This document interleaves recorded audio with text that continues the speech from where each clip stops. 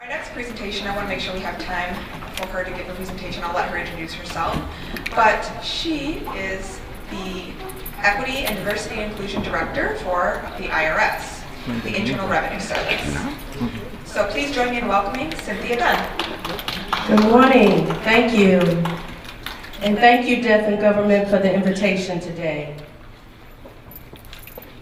Before I get started, I wanted to tell you a little bit about me. I am Cynthia D. Dunn, and I am the Director for the Internal Revenue Service's Tax-Exempt Government Entities Division. I am the highest-ranking Black official, direct report to the TEGE Commissioner, and I'm also the longest-serving EEO/EDI Director for TEGE, and I just celebrated my 11th year this year. I have 35 plus years of federal government service, and like Treva said, I started at 10. I'm also in the field of EEO since 1992, so I have over 20 years of EEO experience.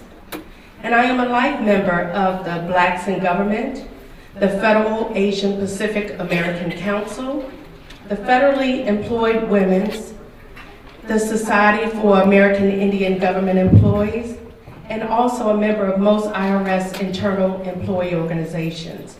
And as I get into my PowerPoint presentation, we're going to talk about how valuable that is to be members of various organizations. And last but surely not least, I'm a proud mother of 2 sons, and I'm also a proud grandmother of 4. So, I want to ask you, have you mapped out how you will climb the ladder of success? You know, what are you waiting for? You know, a lot of people think that you're going to sit back and wait for someone to come and say, hey, let me help you. Well, it's up to you to do that. So we're going to talk about how we can climb, and I'm going to give you some tips on how to climb the ladder of success. But before we do that, I wanted to share with you my federal government career. And again, Treva, I have you beat because I started as a GS1. So it's not too many people that I know started as a GS1, but it was in 1980. I started in the Stay in School program. And I was so excited once I started the University of Maryland. I remember doing, in between classes, I went down to the local unemployment office. And at that time, they would actually set up interviews for you. So I was so excited saying I want to work and go to school at the same time. So I remember talking to a young man by the name of Mr. Plummer, and I said, I want one of those really good government jobs. And by the time he was finished with me, and about 2 hours later, he actually had an interview set up for me at the United States Department of Agriculture. And I remember entering agriculture that day and having to take a civil service exam. I'm really outdating myself. How many people remember the actual civil service typing exam?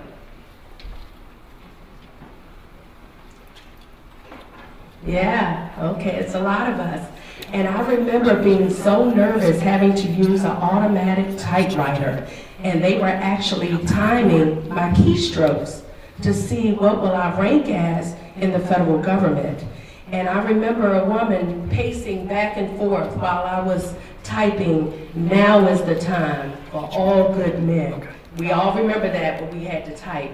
And I was so excited after I finished, and she had told me in about 2 weeks I should get my certification as to what grade I would qualify for.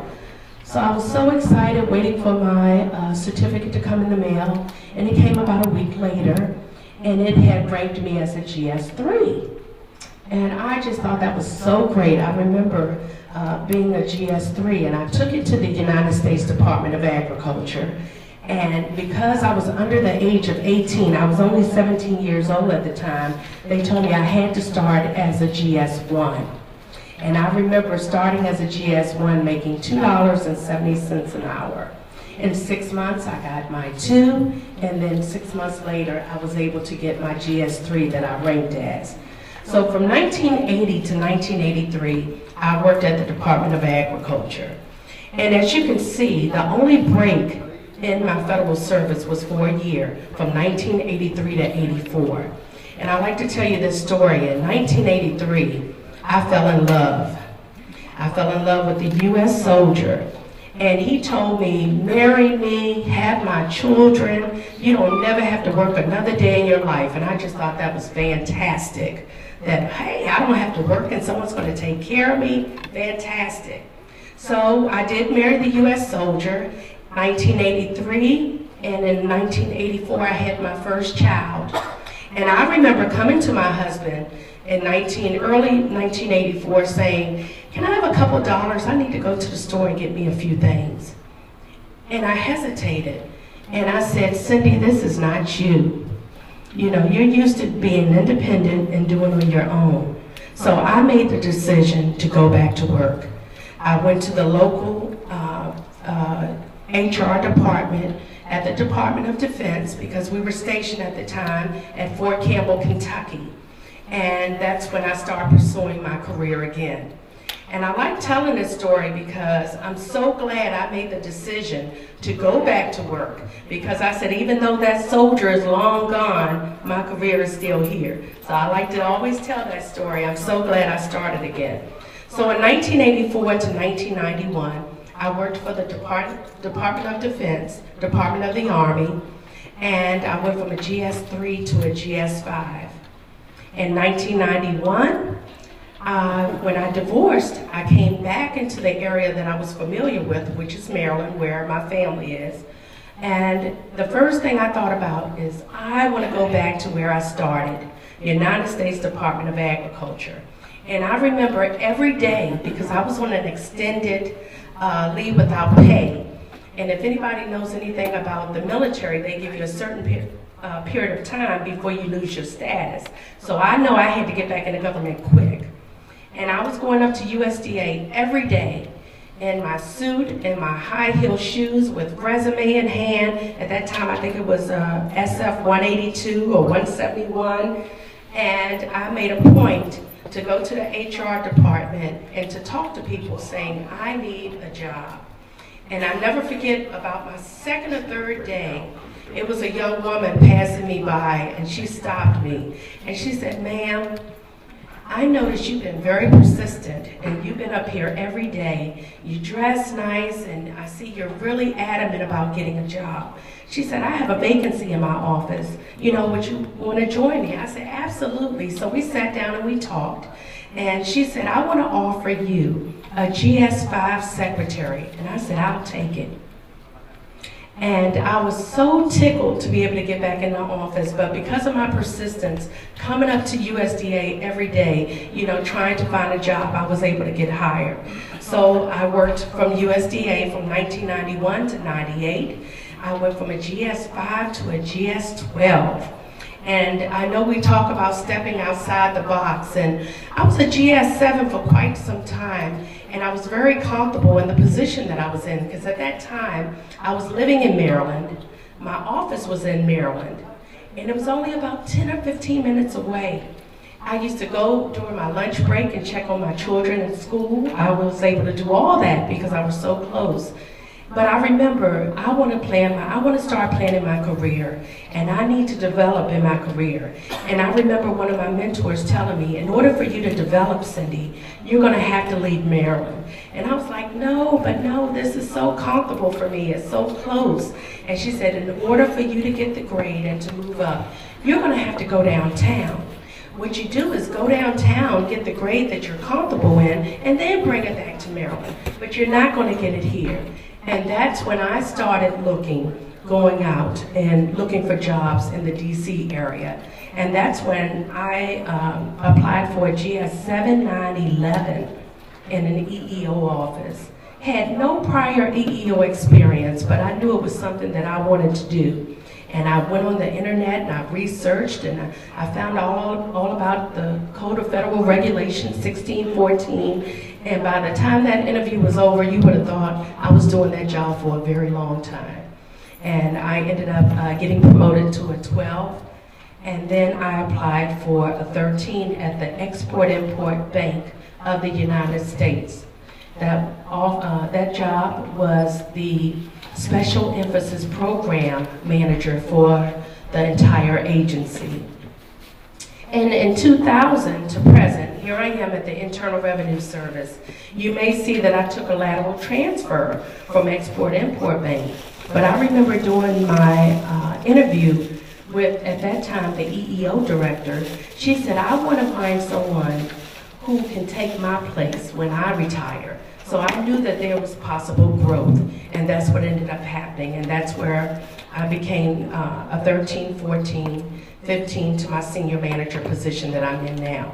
So, you know, we talk about climbing the career ladder. If that's not climbing the career ladder, what is? The only grades that I ever skipped were the GS-8 and the GS-10. And you can see that I had some barriers along the way. And I always like to point out, when I worked for the Department of the Defense, it took 7 years to go from a GS-3 to a GS-5. And I remember telling the captain that I worked for, I said, I really want to advance. What can I do to advance? And he told me, well, you have a career soldier. You don't need to advance. He's going to take care of you. So that was where my barrier was in my career. So now that I told you a little bit about me, are you committed to climbing the ladder of career success? If so, let's go. So why bother with trying to climb the career ladder? When you focus on climbing, you will look at the big picture as simply the entirety of what you're doing, your ultimate goal and how it relates to everything around it. Think of climbing as an aerial view of your career over a span of time. Once you climb the ladder, you will be able to answer the question, that age-old question of, where do you see yourself in 5 years? How many people have done that? 10 years or 20 years? I know as I was going through my career, I had to stop and think, 5, 10 years have already passed me by, and I haven't actually sat down and planned my career. So this certainly doesn't diminish the importance of the details, but in order to get an accurate picture of where you are and where you're going, you need to step back periodically and take a high-level look. So important that you do that. So, before you start planning your career, you need to take a self-assessment. You need to ask yourself these questions. Are you happy with life decisions you've made? If the answer is no, what have you done to change it? Are you happy with your current position? How does your job affect your home life? This is a big one because a lot of people say, oh, well, I don't mix my personal life into my office work. Well, human nature allows us not to do that. If you have some concerns or some issues at home, most likely it trickles into the job and vice versa. What is your ideal job? Have you taken any steps towards achieving that? And then are the goals you set for yourself realistic? So many times we set so many unrealistic goals, and then when we can't meet them, we get disappointed. What I've always done is set my minimal goals, and then once I meet it or exceed it, then I'm feeling good about myself because now I can set even more higher goals. And then you need to ask yourself, where do you see yourself in 5 or 10 years? So I mentor a lot of people in the Internal Revenue Service, and I talk about career development a lot. And I gathered the 5 top barriers that people have come to me and talked about, barriers that prevent them from moving forward in their career. The first one is mobility. You know, I'm always hearing, well, I'm too old to move now. My family is here. I don't want to move. The next one is afraid of change. I hear this from a lot of baby boomers. You know, I'm comfortable where I am. I don't need to learn the new systems. And then lack of training. You know, we're going to talk about training later on in my PowerPoint presentation. But, you know, we always say we don't have enough training and I don't know if I'm, you know, qualified to do the job. And then education. That's a biggie. You know, a lot of our jobs in the Internal Revenue Service, our major occupational series, are revenue agents. Those are our field auditors. And they require 24 hours of accounting. And a lot of people want to get in that field, but they don't have the actual accounting credits, so they go back to school. And then another barrier, this is a biggie that I hear a lot of time, I don't have the political savvy. And people always ask, what is political savvy? And I always like to use the old Kenny Rogers song, know when to fold 'em, know when to hold 'em, know when to draw the line when the dealing's done. And that's something that you need to learn as you go through your career. And there are some other barriers that prevent from reaching your ultimate goals. Okay, so let's talk about some strategies to overcome those barriers. Again, mobility. Be open-minded, change your thought process. You know, I talked about moving from the Maryland office to the Washington, D.C. office and then being able to move up in the ranks. Lack of training, gain confidence in yourself. Don't be afraid of change. Education, it's never too late to pursue higher education. And then with political savvy, preparation and networking is key. Make yourself visible to people that you know that can possibly help you along in your career. And last but not least, don't be afraid to seek assistance. So why is it so important to plan a career? People tend to lose sight of their career path as the years go by.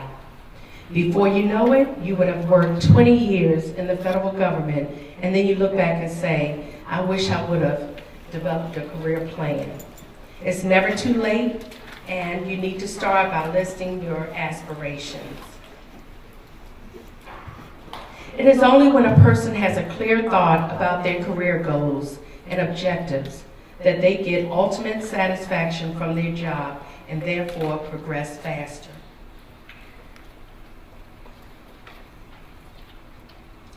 Every now and then we come across people who are very unhappy in their jobs. The reasons for their unhappiness may vary. I hear a lot of people say they're dissatisfied with their current job because they don't like their work schedules. You know, managers may not allow them to participate in the alternate work schedules or flexi plays. They do not like a particular colleague in the office. Conflict in the workplace is on a rise, we all know. You know, these some trying times. And one of the major ones I hear over and over again, I don't like my manager. Within the Internal Revenue Service, we've gone through a lot of leadership changes. And, you know, I hear from employees all the time, well, my old manager used to do it this way. Well, guess what? It's a new sheriff in town, and we need to adapt to our manager style. As long as they're treating you with dignity and respect, you need to be able to adapt. And I always say, these are vague reasons. They actually serve as a cover-up for the underlying reasons of all dissatisfaction with jobs. Most times, the employee is unaware of his or haven't given thought to his or her career goals and objectives. Because if you were concentrating on your career goals and objectives, all this dissatisfaction wouldn't even exist. So, first things first, you need to develop a career goal statement. You need to develop a short and a long term. Define your short-term and long-term vision of your career. What would you like to achieve at any given time? You should set up time limits and check and assess your career statements as cornerstones. So here's some questions you might want to ask yourself before developing your career statement. Who are you and what do you want to achieve in life? Do you want to become a manager? Possibly enter the senior executive service ranks? Why are you interested in this career? You know, I always say you have to have a passion for your career, and it's not all about, you know, financial gain. But I really enjoy my job, and it's good to wake up and be able to come into an office that you enjoy. What are your values? How does this career fit you? What do you expect to achieve from this career in the long run? What are you going to get out of it? Describe your achievements, experience, and qualifications for this career. And then what do you intend to do in the future? I've already set my career goals for after retirement of what I'm going to do. Okay, so let's talk about the individual career learning plan. Some people call them CLPs, IDPs, the individual development plan, but it's very important that you have one. You need to list the summary statement, you need to list your education and training, all your previous job assignments, and your developmental activities. Progress is assessed at both the mid-year and end-of-year performance review. At these points, the plan can be altered and reflect changes in your career goals if necessary. And even though we're required at the IRS to have a mid-year and end-of-year performance appraisal, I still tell my employees that anytime you want to stop and talk about your career learning plan, we can make changes to it. You know, if you want, you see the things on your plan that you may not be able to get to during that period, we'll talk about it and change it. So, career development, things to consider. You need to market your knowledge, skills, and abilities. You need to find a coach or mentor. Sponsorship is very important. Develop a career learning plan. Seek out details and job shadows opportunities. And I just want to talk about this briefly because as we know, the federal government don't have the money that they had years ago. It's very difficult. I remember times where agencies were spending thousands of dollars to sending employees to training courses. Well, we're not doing that anymore. So now we have to find ways of doing things that doesn't cost. And detail opportunities and job shadowing is number one in our division. Matter of fact, we just recently started a detailed database in our division in TEGE. We're piloting it with HCO. And what we're doing is putting all detail opportunities in this database so that our employees can look at it and determine if it's something they want to do and apply for it.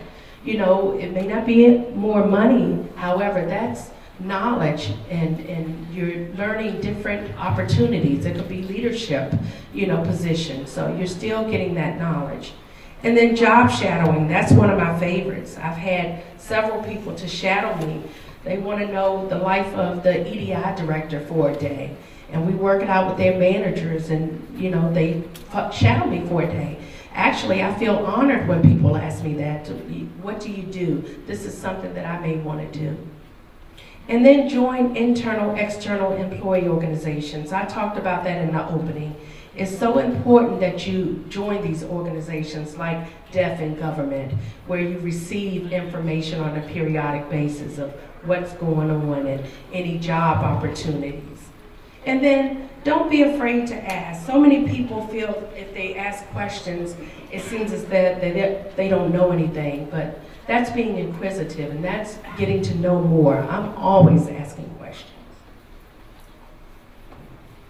So I'm a visual person too, so I like to have everything sitting in front of me. This is an example of a career goal statement, and Deaf in Government promised me after my presentation that everyone will receive an electronic version of my PowerPoint, so you will have this to look at your leisure.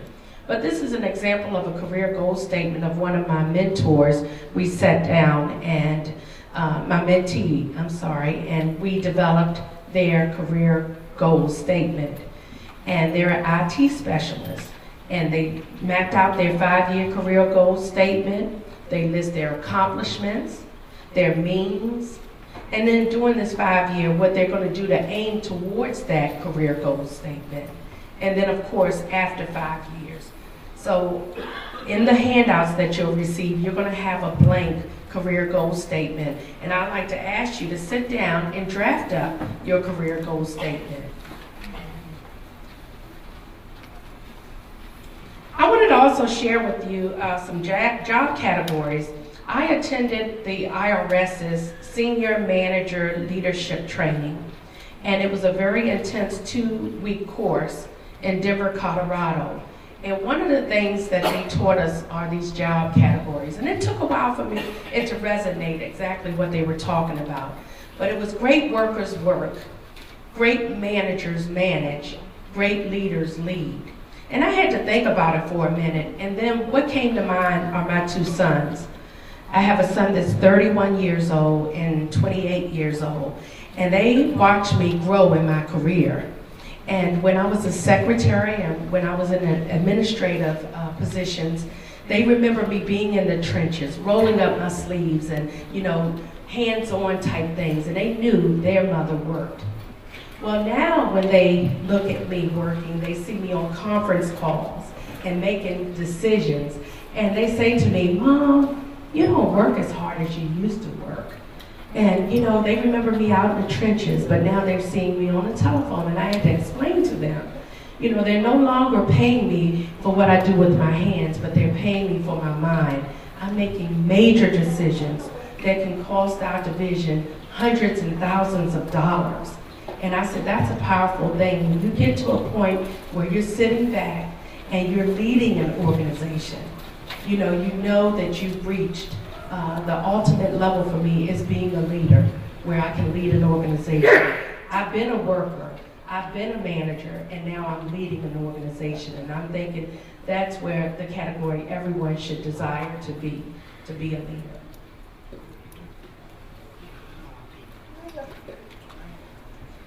I hear employees say a lot, you know, they put leaders in positions and they really don't have the leadership knowledge or background. And pretty much, you know, they feel like leaders are being set up to fail because you're being put into these leadership positions without the proper schooling. So I said, let's focus on leadership. And here's some 10 top tips on how to become a good leader.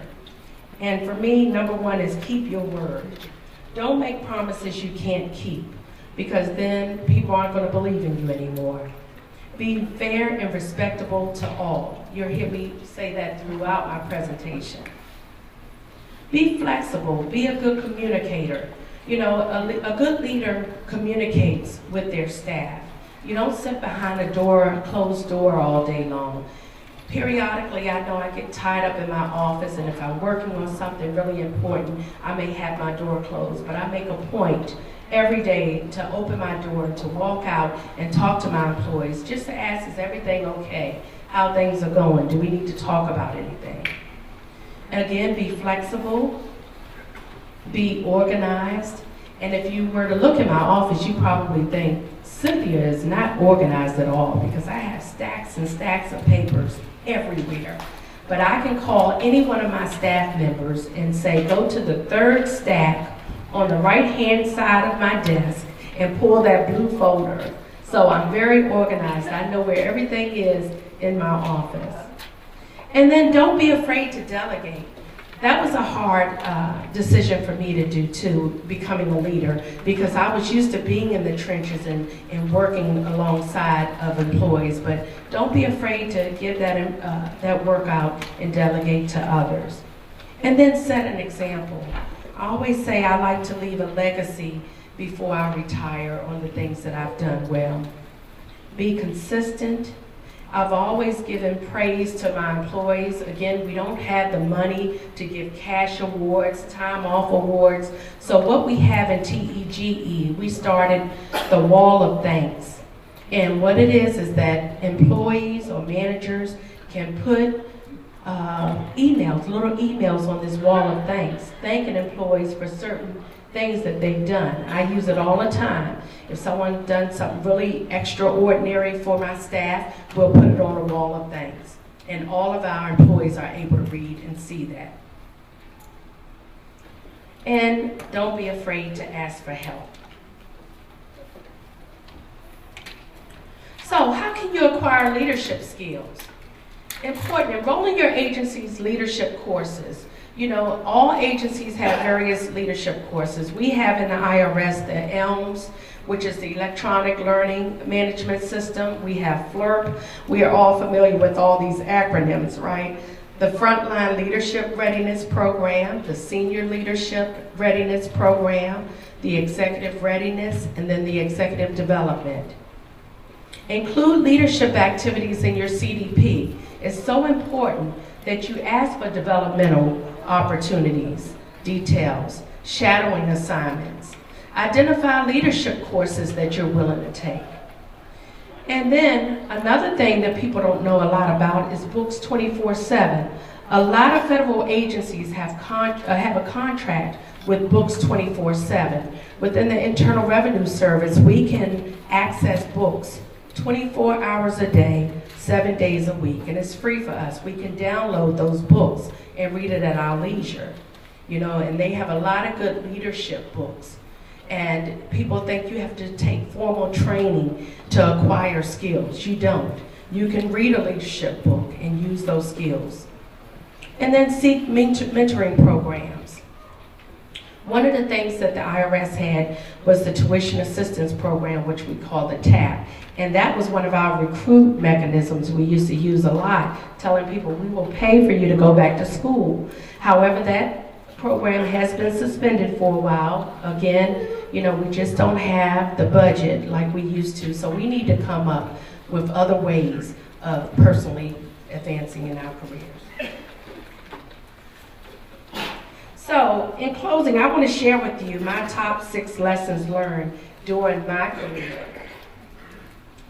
Continue to climb.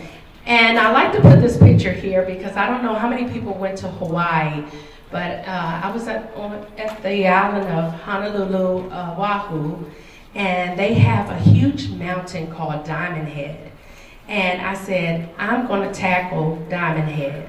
And I remember stopping at this sign and reading all the warnings, you know, if you have heart problems or all these things. And I continued to climb. I said, I'm going to climb this mountain. It took a while, but I made it to the top, and I was really excited about that. Be true to yourself. This is another one of my favorites. I was on travel status in California, and it was a peddler sitting outside of one of the bridges, and he had a sign that said, no lie, it's for beer.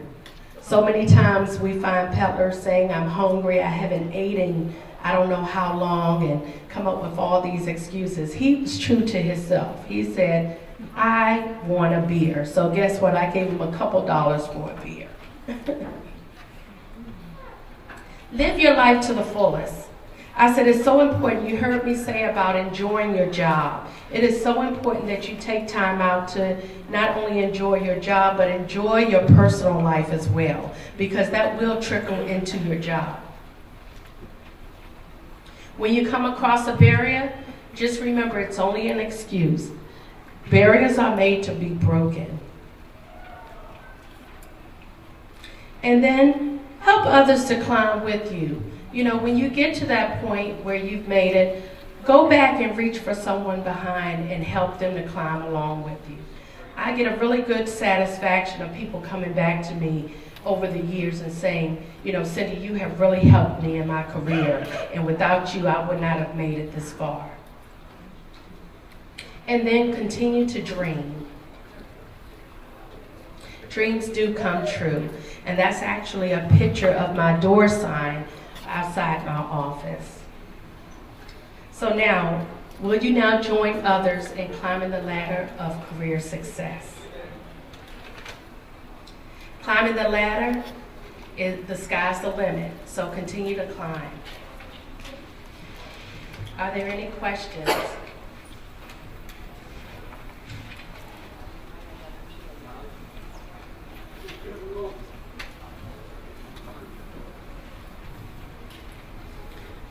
I have a question.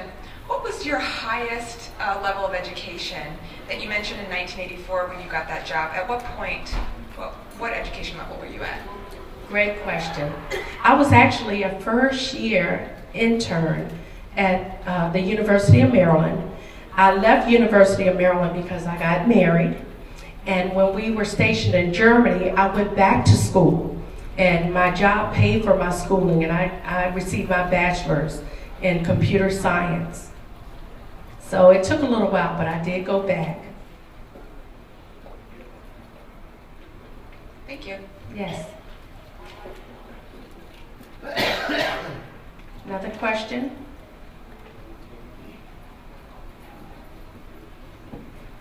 Can everybody see me okay? You know, listening to your remarks today, I'm quite inspired, and I really understand your struggles and all the work you've done to accomplish where you're at today. And I see that you speak English, so you have language abilities that and access that we don't have.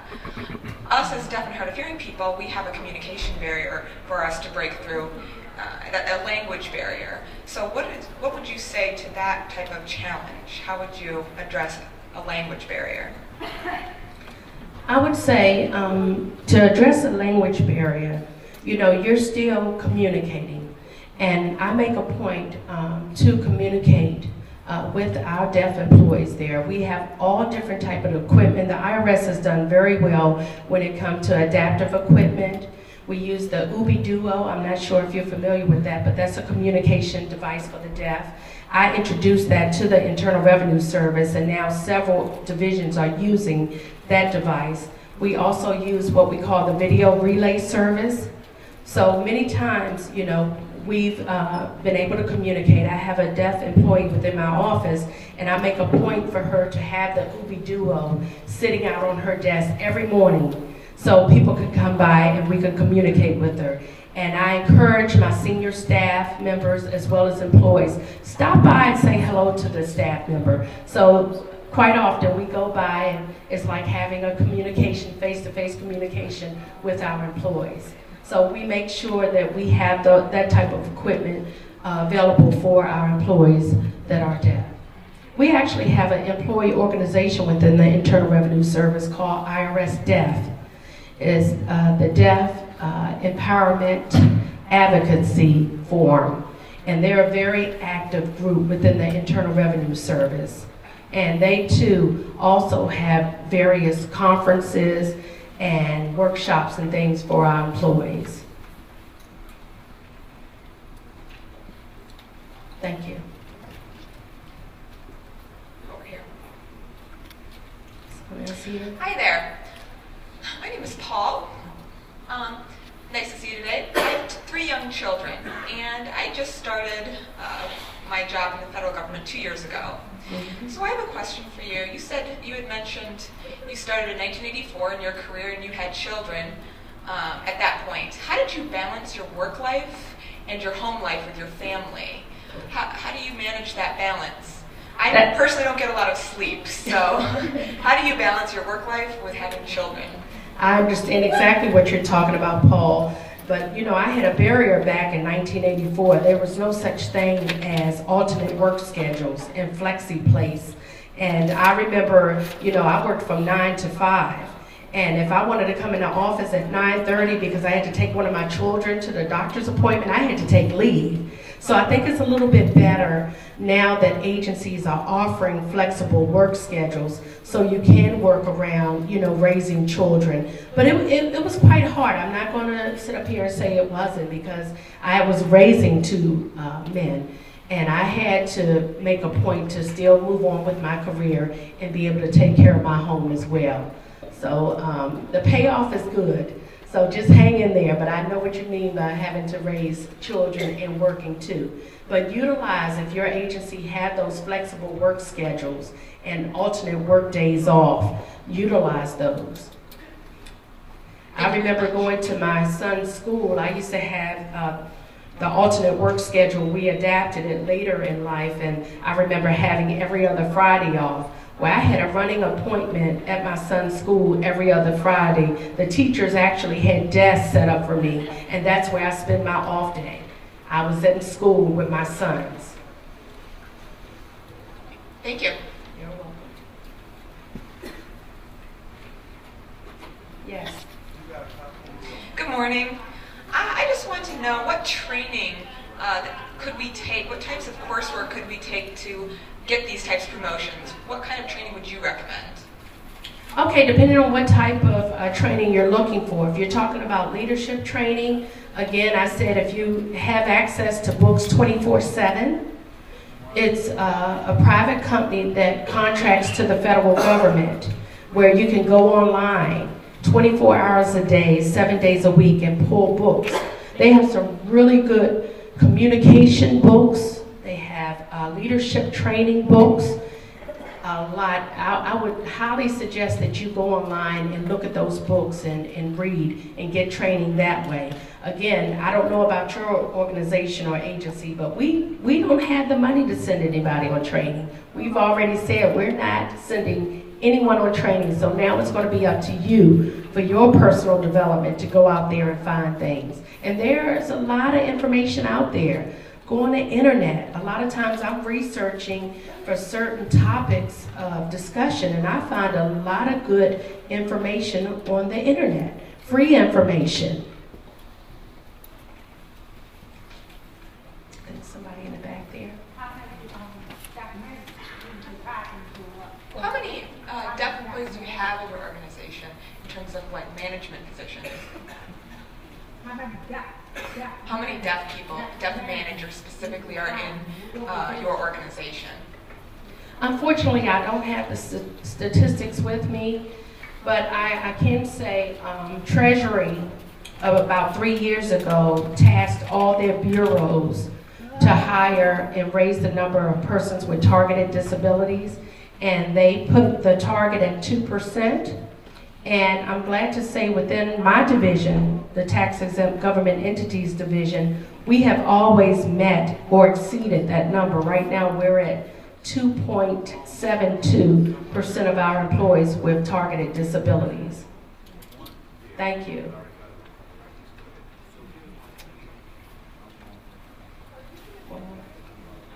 Okay, last question. Any last question? Yeah, you were saying, can you please stand so that everybody can see? The interpreter will copy me. I'll be okay.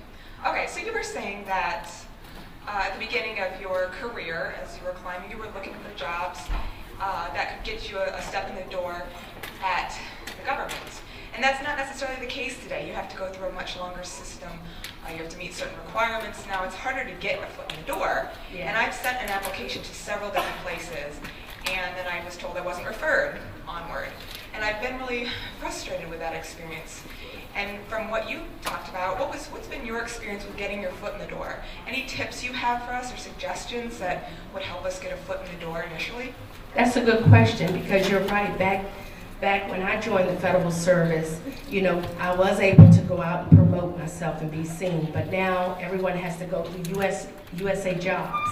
And I've been through that as well. And that's not a good fit for me, because people don't know, when you're applying for a position on USA Jobs, a person is not physically looking at your application anymore. It's actually going through a computer process. And if you don't have those keywords that that computer is looking for, it will automatically kick your application out. So that's one of the things you really need to concentrate on. Read the job description, read the duties of that position to make sure that your resume is in tune with that job, so that the computer can recognize those words and be able to send you on for referral. But I always say, I think we lose a lot of really good, talented applicants because they're not putting those key words on their resume in line with the job announcement. I'm just saying that it's not screened through computers now. It seems to be more of a human process. I'm sorry, it's more of a computer process than a human process. So I don't feel like that's the real experience that I've had. You have to go through screenings on computers and tests, yes. And a human in HR has to read through the resume and make sure that you match all of the recruitment. So I feel like it's not that process that you're describing. Well, actually it is. I know within the Internal Revenue Service, we definitely go through the USA Jobs, and we no longer have people ranking and looking at applications. So, well, I guess someone is shaking their head, so I think maybe we are, but I know for the best qualified applicants and so forth, once they get that listing from USA Jobs, then there's someone looking at it. But you have to make that best qualified applicant first before someone actually human is looking at the applications. Thank you.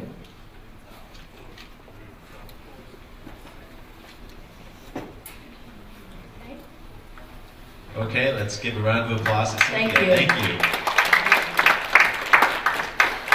Again, we'd like to thank Cynthia Dunn for that fantastic presentation. And I mean, those stories that definitely impacts a lot of us what she was talking about.